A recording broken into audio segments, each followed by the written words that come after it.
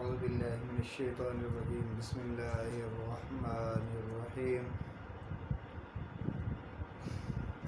قد نعلم إنه ليحزنك الذين يقولون فإنهم لا يكذبونك ولكن الظالمين بآيات الله يجحدون آمنت بالله صدق اللہ العظیم۔ تو میرے دوستوں، بزرگوں، بھائیوں، اس آیت کے اندر اللہ تبارک و تعالیٰ نے نبی علیہ السلام کو تسلی دی ہے، اور وہ تسلی اس بات پر دی کہ اللہ رب العزت فرماتے ہیں کہ یہ کافر لوگ آپ کے بارے میں ایسی باتیں کرتے ہیں جو تکلیف دہ باتیں ہوتی ہے، اور اسی طرح جو ہے آپ کی بات کو، آپ کے دین کو، آپ کی تعلیم کو ماننے سے بھی انکار کرتے ہیں۔ تو یہ باتیں آپ کے لیے غم کا، پریشانی کا، حزن کا جو ہے وہ سبب بن رہی ہے۔ تو اس لیے فرمایا کہ قد نعلم انہ لیحزنک الذین یقولون، کہ ہم جانتے ہیں کہ آپ کو ان کافروں کی باتیں پریشان کرتی ہے۔ فإنہم لا یکذبونک ولکن الظالمین بآیات اللہ یجحدون، بے شک وہ کافر آپ کو نہیں جھٹلا رہے، لیکن وہ ظالم لوگ اللہ کی آیتوں کو جھٹلا رہے ہیں۔ تو یہاں پر اللہ تبارک و تعالیٰ نے یہ بتلا دیا ہے کہ وہ آپ کو نہیں جھٹلاتے، یعنی نبی علیہ السلام کے بارے میں تو ان کا یہ ذہن تھا کہ نبی علیہ السلام محمد الرسول اللہ صلی اللہ علیہ وسلم یہ جھوٹے نہیں ہیں، سچے ہیں، اور انکار وہ اللہ کے قرآن کا کر رہے تھے، اور اللہ کی آیات جو ہیں ان کا انکار کر رہے تھے، اور من جملہ ان آیات کا، اللہ کی آیات کا ایک محمد الرسول اللہ صلی اللہ علیہ وسلم بھی جو ہے آیت اللہ ہے۔ تو بہرحال جو ہے یہ بتا دیا کہ یہ اللہ کی آیات کا انکار کرتے ہیں۔ تو اس آیت کے تحت جو ہے 3 مکہ کے کافروں کے سرداروں کا جو ہے وہ لکھا ہے واقعہ، جس کو قصہ ابو جہل کے نام سے بھی یاد کیا جاتا ہے۔ وہ یہ کہ رات کے وقت نبی علیہ السلام جب قرآن کریم کی تلاوت کرتے تھے تو ابو جہل اور ابو سفیان اور اخنس، یہ تینوں سردار جو تھے، یہ چھپ چھپ کے نبی علیہ السلام کا قرآن سننے کے لیے آتے تھے۔ تو رات کو انہوں نے قرآن سنا چھپ چھپ کے، اور جب صبح ہونے لگی تو انہوں نے سوچا کہ اب روشنی ہو جائے گی، لوگ ہمیں دیکھ لیں گے، تو یہ تینوں جو ہے واپس چلنے لگے۔ تو ایک جگہ کے اوپر تینوں کی ملاقات ہو گئی، تو ایک دوسرے سے پوچھا بھائی آپ کہاں سے آ رہے ہو، دوسرے نے پوچھا تم کہاں سے آ رہے ہو، تیسرے نے پوچھا تم کہاں سے آ رہے ہو۔ تو یہ تینوں کا اتفاق ہو گیا، اور انہوں نے مان لیا کہ ہم جو ہے وہ نبی علیہ السلام سے قرآن سن رہے تھے، تو قرآن سن کے جو ہم آ رہے ہیں۔ تو انہوں نے کہا یار یہ تو بڑی جو ہے نا عجیب بات ہے کہ اگر لوگوں کو پتہ چل گیا تو لوگ کیا کہیں گے کہ ہمیں تو محمد الرسول اللہ صلی اللہ علیہ وسلم سے قرآن سننے سے اور ان کی بات سننے سے روکتے ہیں، اور خود وہاں جاتے ہیں، تو اس سے تو بڑا فتنہ پھیلے گا اور ہمارے لوگ محمد الرسول اللہ صلی اللہ علیہ وسلم کے قریب ہو جائیں گے۔ تو تینوں نے وعدہ کیا کہ آئندہ ہم ایسا نہیں کریں گے۔ جب دوسری رات آئی تو ہر ایک یہ سوچنے لگا کہ بھائی میرے دونوں ساتھیوں نے تو یہ میرے ساتھ معاہدہ کیا تھا، وہ نہیں آئیں گے، لہذا میں چلا جاتا ہوں۔ تو تینوں نے یہ سوچا، اور تینوں پھر دوسری رات بھی آ گئے۔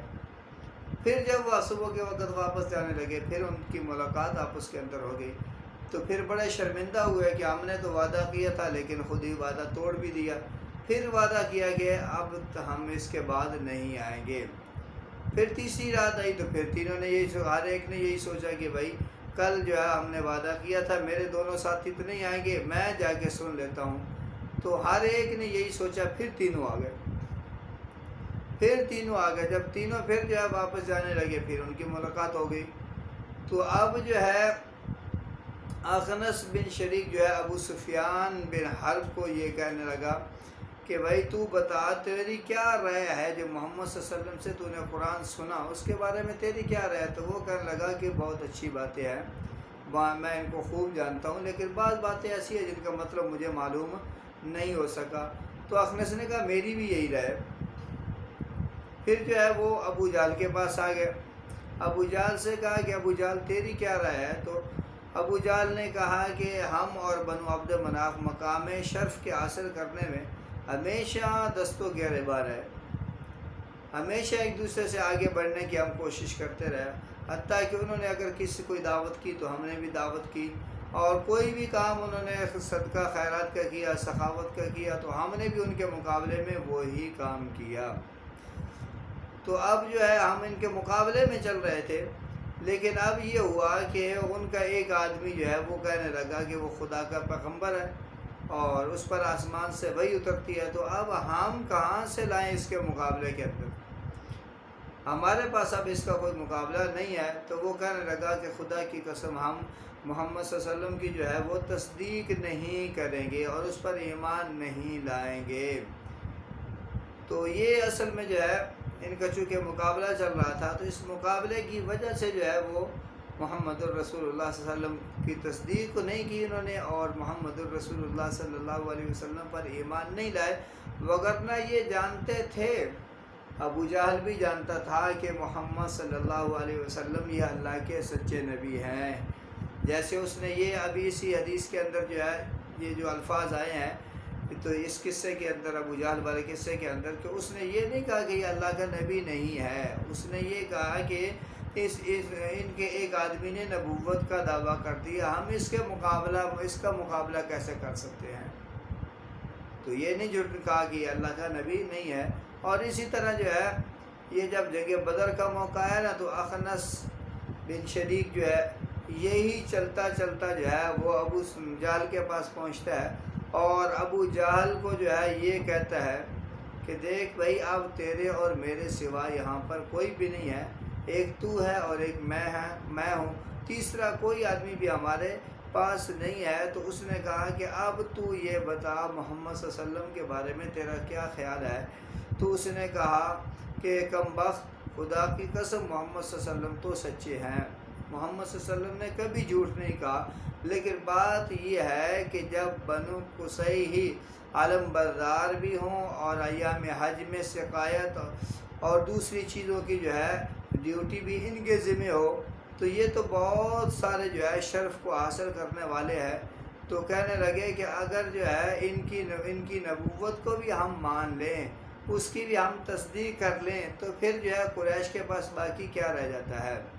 تو اس وجہ سے اس نے کہا کہ ہم جو ہے ان کے مقابلے میں کھڑے رہیں گے، جس حد تک ہو سکا ہم ان کا مقابلہ کریں گے، ہم ان کی تصدیق نہیں کریں گے، ان کی بات نہیں مانیں گے، وگرنہ ہمارے پاس کچھ نہیں بچے گا۔ تو اس سے پتہ تو یہ چل گیا واضح طور پر کہ یہ مکے کے سردار، مکے کے کافر، خواہ اخنس ہو یا ابو سفیان ہو یا ابو جہل ہو، ان کو یہ یقین تھا کہ محمد الرسول اللہ صلی اللہ علیہ وسلم اللہ کے سچے نبی ہیں، اور ابو جہل کے جھٹلانے کی وجہ تو سامنے آ گئی۔ اسی طرح جو ہے یہ باقی سردار بھی جو ہے ان کے ذہن میں بھی یہی بات کہ اگر ہم نے محمد الرسول اللہ صلی اللہ علیہ وسلم کا کلمہ پڑھ لیا تو سرداری چلی جائے گی، سرداری کو باقی رکھنے کے لیے، اپنی دنیاوی ٹھاٹ باٹ کو باقی رکھنے کے لیے، لوگوں پر اپنا رعب اور دبدبہ باقی رکھنے کے لیے انہوں نے محمد الرسول اللہ صلی اللہ علیہ وسلم کا کلمہ نہیں پڑھا۔ پتہ تھا کہ جب محمد الرسول اللہ صلی اللہ علیہ وسلم کا کلمہ پڑھ لیں گے، اس کے بعد جو ہے پھر ہمارے